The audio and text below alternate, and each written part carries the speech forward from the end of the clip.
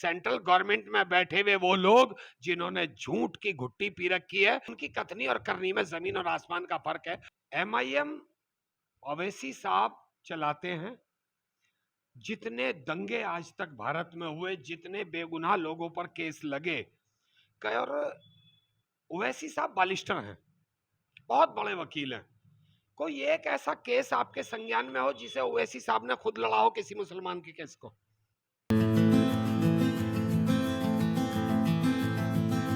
मशरिक news के तमाम viewers को मेरा आदाब। आज जिस शख्सियत से आपकी मैं मुलाकात जा रहा हूं, अब्दुल रहमान साहब, आम आदमी पार्टी के एमएलए सीलमपुर से।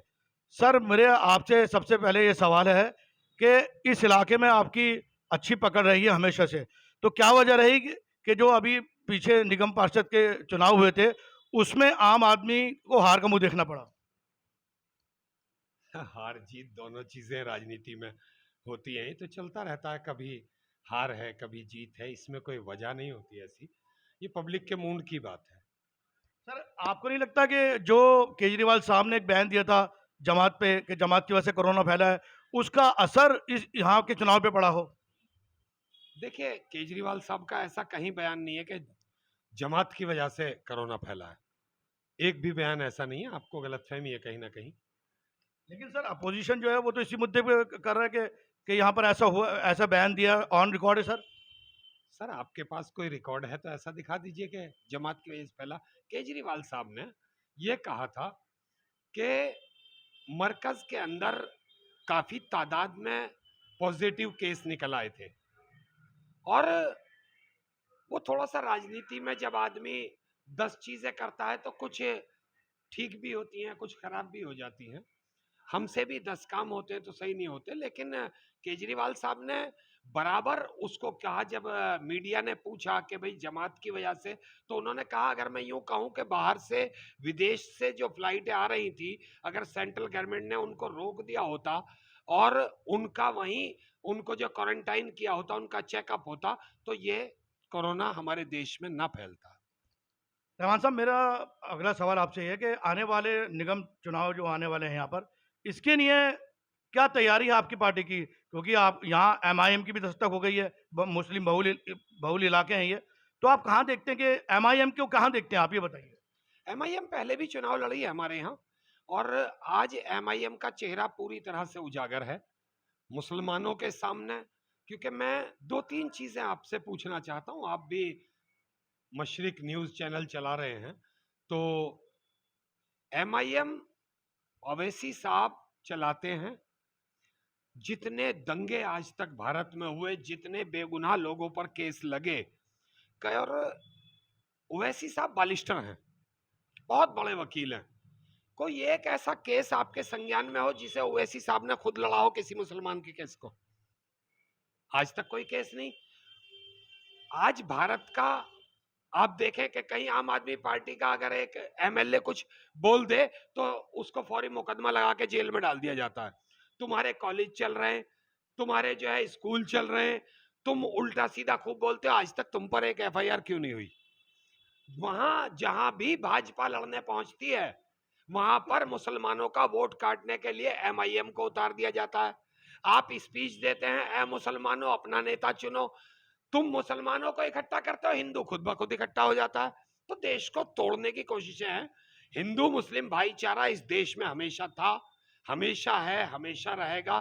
चंद शर्री लोगों की वजह से ये भाईचारा खत्म होने वाला नहीं है। और ओवैसी साहब यहाँ पहले भी चुनाव लड़के देख चुके हैं, जमानत जब्त हुई थी उनकी, और वो फिर लड़ लें, लोग समझ चुके हैं आज उन्हें बहुत अच्छी तरह। तो यहाँ किसी से कोई ओवैसी से डरने की जरूरत नहीं है। और चुनाव पे अल्लाह ने चाहा तो चारों सीटें आम आदमी पार्टी जीतेगी। ये चार नहीं, बल्कि दिल्ली की 272 सीटों में से ज्यादातर सीटें आम आदमी पार्टी जीत करके और तीनों निगमों में अपनी सरकार बनाएगी।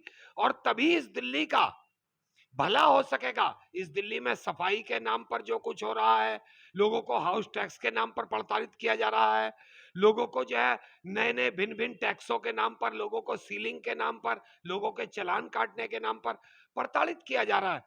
आम आदमी पार्टी एक ऐसी मिसाल है भारत देश के अंदर कि जिसने जो कहा सो किया। आम आदमी पार्टी के मुखिया माननीय अरविंद केजरीवाल जी ने जब पहली बार चुनाव लड़ा तो उन्होंने कहा था अगर मैं चुनाव जीत करके आया तो दिल्ली के अंदर 200 यूनिट बिजली फ्री करूंगा। उन्होंने करके दिखाया और आज तक है। बल्कि 200 यूनिट फ्री ही नहीं किए, उन्होंने 400 यूनिट तक 200 यूनिट की सब्सिडी भी दे दी। 400 यूनिट जो यूज करते हैं उनके लिए भी 200 यूनिट फ्री है।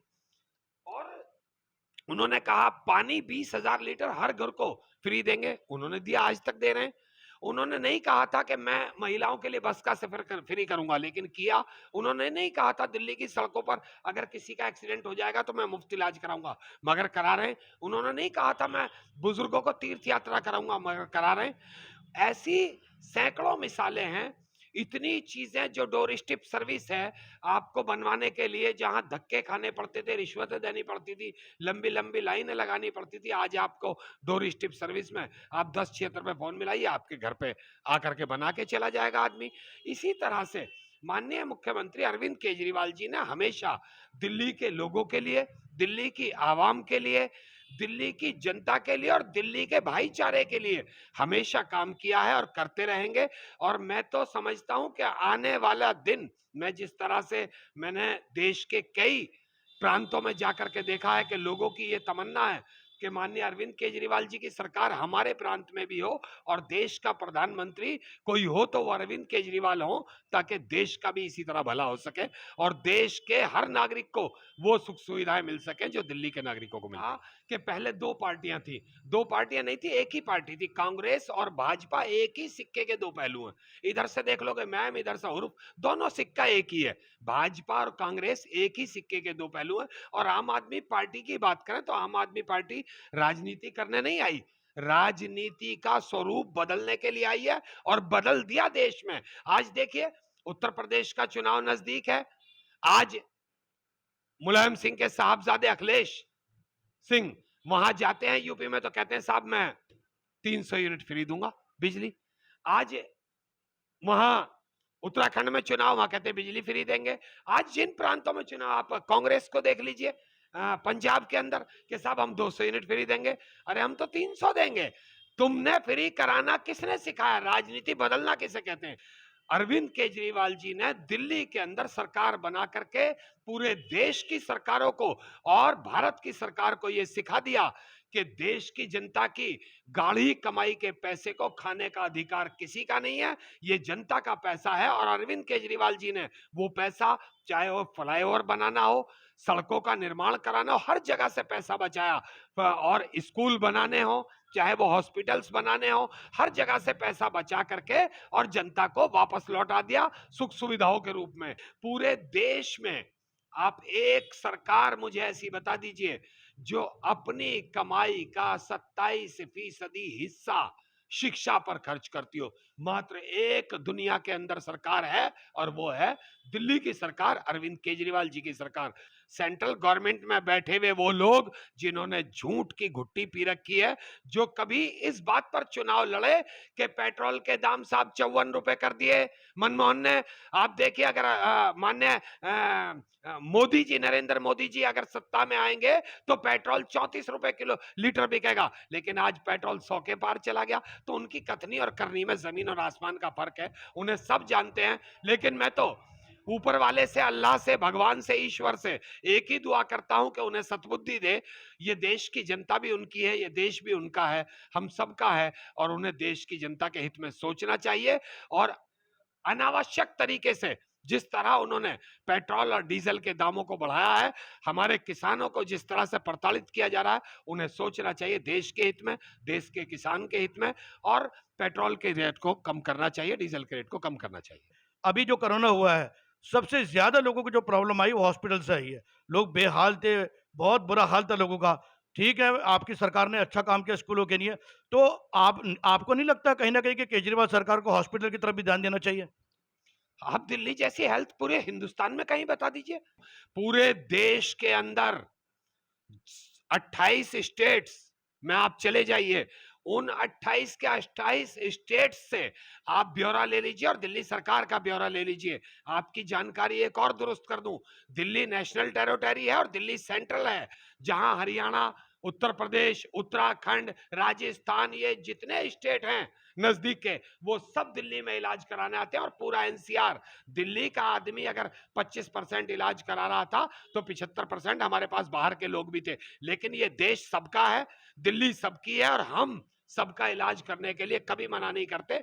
हम सबके लिए हैं और हमने सबका करके दिखाया है। और इंशाअल्लाह हमारी ऐसी तैयारी है कि चाहे जितनी बड़ी आपदा हो, भगवान अल्लाह ईश्वर करे कि हमारे देश में ही ये आपदा ना आए, हमारी दिल्ली में भी ये आपदा ना आए, और सब सुरक्षित रहें, अमन से रहें, सब अच्छे से रहें।